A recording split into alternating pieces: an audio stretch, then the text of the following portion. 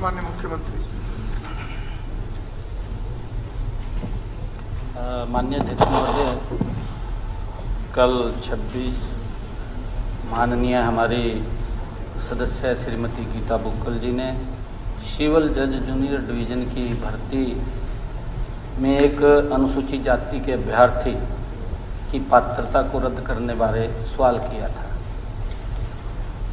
माननीय उच्च न्यायालय द्वारा इस संबंध में दिए गए निर्णय का हवाला भी माननीय विधायिका महोदय ने दिया।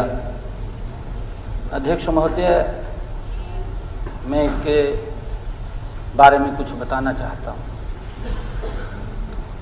माननीय अध्यक्ष महोदय, हरियाणा पब्लिक सर्विस कमीशन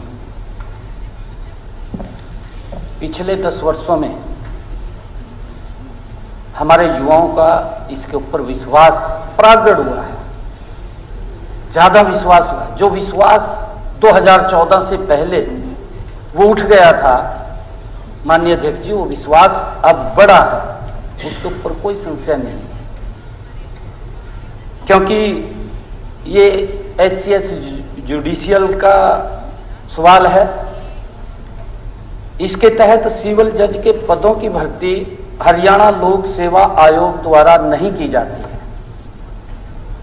क्योंकि माननीय गीता बुक्कल जी को मालूम है शायद इनके समय में जिस प्रकार की टिप्पणियां हरियाणा पब्लिक सर्विस कमीशन पर हुई थी, और माननीय कोर्ट ने ये कहा था कि ये भर्ती आप नहीं करेंगे, हम करेंगे। इनके समय की बात है, और ये अब भर्ती माननीय हाई कोर्ट की देखरेख में होती है। माननीय अध्यक्ष जी, हरियाणा सरकार द्वारा अधिसूचित सिलेक्शन कमेटी द्वारा ये की जाती है भर्ती। इस संदर्भ में सरकार द्वारा अधिसूचित दिनांक 7/11/2023 को जारी की गई थी। सिलेक्शन कमेटी में माननीय अध्यक्ष जी 6 सदस्य हैं, उसमें 6 सदस्य होते हैं। क्योंकि मैं उसका जिक्र कर रहा हूं, माननीय हमारी सदस्य ने इसके ऊपर क्वेश्चन किया था। माननीय पंजाब एवं हरियाणा उच्च न्यायालय के 3 सीटिंग जज उस कमेटी के सदस्य होते हैं, जो माननीय चीफ जस्टिस के द्वारा, जो Punjab and Haryana high court के चीफ जस्टिस हैं, उनके द्वारा नामित होते हैं। माननीय अध्यक्ष जी, उनमें एक एडवोकेट जनरल होता है, एक उनमें चीफ सेक्रेटरी होता है, और एक हरियाणा पब्लिक सर्विस कमीशन का चेयरमैन होता है। ये 6 लोगों की कमेटी बनी हुई है, वो निर्णय करते हैं। एक मिनट, मेरा क्वेश्चन सुन लेना, मैं बता देता हूँ पहले, फिर आपकी कोई ग्रीवेंस होगी उसको जरूर दूर करेंगे। माननीय अध्यक्ष जी, सिविल जज की भर्ती की प्रक्रिया हेतु विज्ञापन 1/1/2024, प्रारंभिक परीक्षा दिनांक 3/3/2024 व मुख्य परीक्षा दिनांक 12/7/2024 से 14/7/2024 तक आयोजित की गई। विज्ञापन की शर्तों अनुसार अभ्यर्थी को सभी दस्तावेज अपने प्रार्थना पत्र के साथ ही संलग्न करके अपलोड करने थे। विज्ञापन में यह भी स्पष्ट लिखा गया था कि अपलोडेड दस्तावेजों के अतिरिक्त कोई अन्य नया दस्तावेज स्वीकार नहीं किया जाएगा।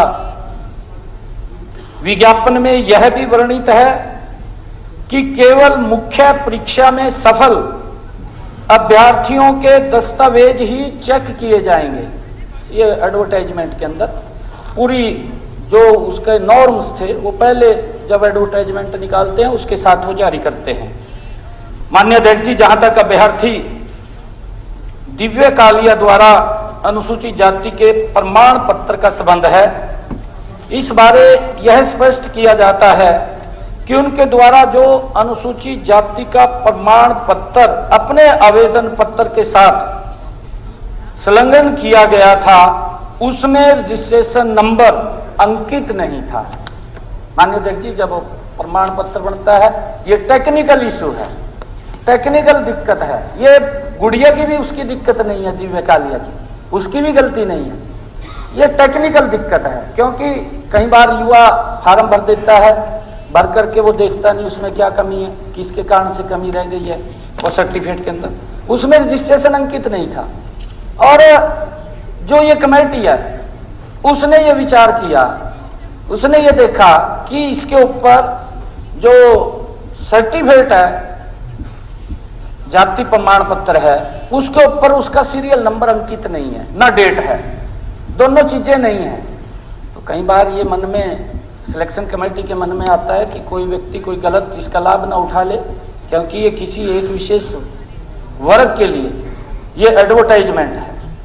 और उसके कारण से मैं माननीय अध्यक्ष जी, इसके अलावा भी आरक्षण का लाभ लेने वाले उम्मीदवारों को विज्ञापन की शर्तों के अनुसार हरियाणा निवास प्रमाण पत्र भी जमा कराना था, जो कि दिव्य कालिया द्वारा अपने आवेदन के साथ नहीं किया गया था। इसलिए दिनांक 5/9/2024 को उम्मीदवार को अंतरिम रद्द पत्र जारी किया गया है दिव्य कालिया, और उसे 7/9/2024 तक अपने प्रतिवेदन जमा करवाने का निर्देश दिया गया। इस पत्र के जवाब में दिव्य कालिया ने अपलोडेड दस्तावेजों के अतिरिक्त नए दस्तावेज भी प्रस्तुत किए। माननीय अध्यक्ष जी, उम्मीदवार दिव्य कालिया की तरह ही बाकी उम्मीदवारों ने भी अपने प्रतिवेदन पत्र जमा करवाए। इन सभी उम्मीदवारों के बारे में सिलेक्शन कमेटी के द्वारा निर्णय लेने हेतु दिनांक 10/9/2024 को हरियाणा पब्लिक सर्विस कमीशन द्वारा एजेंडा सिलेक्शन कमेटी को निर्णय हेतु भेजा। सिलेक्शन कमेटी की बैठक दिनांक 11/9/2024 को हुई। इस बैठक में यह निर्णय लिया गया कि एचपीएससी सभी अभ्यर्थियों की पात्रता के संबंध में, जो सिलेक्शन कमेटी ने कहा है माननीय अध्यक्ष जी, विज्ञापन की शर्तों के अनुसार, जब विज्ञापन हुआ था उसकी शर्तों के अनुसार निर्णय ले एवं पात्रता रद्द वाले अभ्यर्थियों के विरुद्ध जो अभ्यर्थी उसके बाद मेरिट में आते हैं कि पात्रता को जांचने के उपरांत साक्षात्कार हेतु बुलाया जाए। माननीय अध्यक्ष जी, सिलेक्शन कमेटी के निर्णय के तहत आयोग द्वारा विज्ञापन की शर्तों अनुसार दिनांक 12/9/2024 को दिव्य कालिया को अंतिम रद्द पत्र जारी किया गया।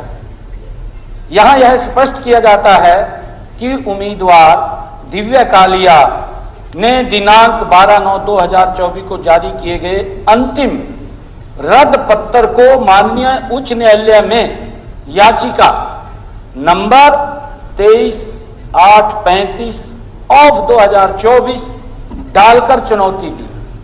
उपरोक्त याचिका का निर्णय माननीय उच्च न्यायालय द्वारा दिनांक 20/3/2025 को दिया गया।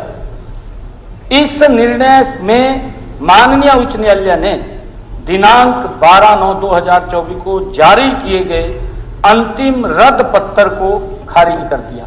माननीय अध्यक्ष जी, मेरा यह मैंने कहा है शुरू में कि यह टेक्निकल विषय था कमेटी का, क्योंकि यह committee out of commission, out of माननीय कोर्ट, उसके बीच में कमेटी बनती है, जिसके अंदर मैंने जिक्र किया कि सिलेक्शन कमेटी में माननीय अध्यक्ष जी 6 सदस्य हैं, जिसमें 3 सीटिंग जज हैं और 3 सीटिंग जज माननीय चीफ जस्टिस द्वारा नियुक्त होते हैं, और उसमें हमारे बड़े अधिकारी हैं। ये 6 लोगों की कमेटी निर्णय करती है। उस कमेटी ने निर्णय किया है और उसके अनुसार ये आया है।